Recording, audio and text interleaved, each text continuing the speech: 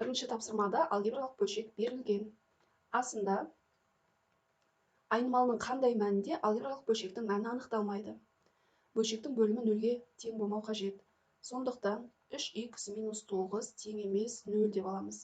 Осыдан 3х тең емес 9, х тең емес 3 болғанда бөлшектің мәні анықталмайды.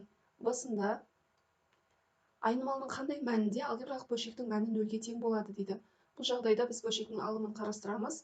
5х плюс 6 тең 0 деп, осыдан 5х тең минус 6 болады. Х тең 6-ны бөлеміз 5-ге. Осыдан х тең болады минус 1,2 болғанда бөлшектің мәні нөлге тең болады. Екінші есепте бірінші бөлшектің алымын сол күй жазып, бөлімін ашып жазамыз. А квадрат плюс Б квадрат. Бөлшектің бөлімін ашып жазатын болсақ, А минус Б, А плюс Б болады. Екінші бөлшекте, бөлшектің бөлімінде А мен Б-ның орнын ауыстырып жазатын болсақ, онда алды плюс болып кетеді бөлшектің. Б бөлшектің бөліміне А минус Б болады.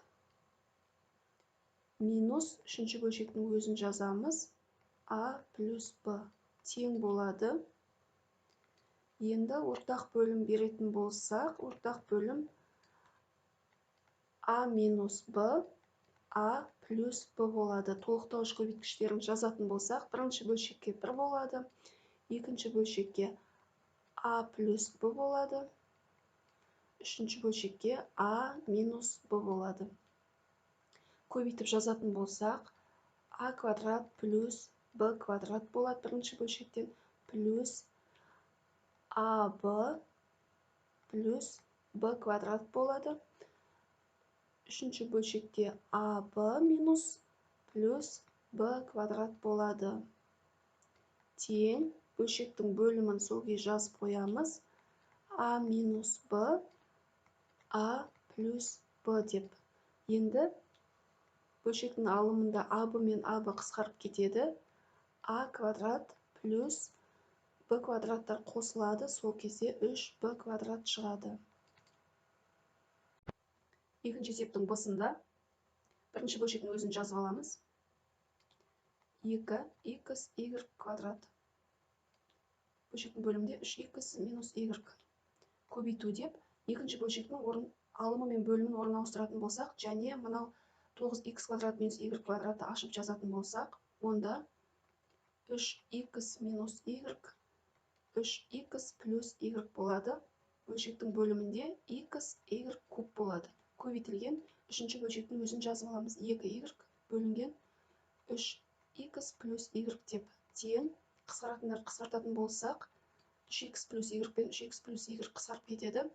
Мына жерде y квадрат пен мына y екеуі y куб болады да, x, y кубты жоямыз, қысқартамыз. 3х минус y пен 3х минус y қысқарып кетеді, тең болады. Мына жақта 2, бөлшектің алымында 2 мен 2 көбейтіліп 4 болады. Бөлшектің бөлімінде 1 болады, сонда 4-ті 1-ге бөлсек 4 болады. Үшінші есепте ортақ бөлім береміз. Тең. Бірінші жақшада ортақ бөлім А плюс Б болады. Толықтауыш көбейткіш А плюс Б. Келесі бөлшекте 1 болады. Енді толықтауыш көбейткішпен көбейтіп шығатын болсақ, А мен А-ны көбейтсек А квадрат плюс АБ минус А квадрат минус Б квадрат болады.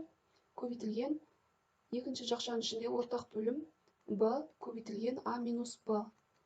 Толықтауыш көбейткіші А минус Б болады. Екінші бөлшекте Б болады. Көбейтіп шығатын болсақ, А-ны 1-ге көбейтсек А минус Б плюс 2Б. Тең. Бірінші бөлшекте А квадрат пен А квадрат қысқарып кетеді. АБ минус Б квадрат қалады. Бұны біз ортақ көбейткіш жақшаның сыртына шығаратын болсақ, жақшаның ішінде А минус Б қалады. Бөлшектің бөлімі А плюс Б көбейтілген А біреу минус біреу плюс болады. Минус Б плюс 2Б. Біреу минус біреу плюс алынады да үлкен таңбасы қойылады. Сонда А плюс Б болады. Бөлшектің бөлімінде Б көбейтілген А минус Б болады. Тең.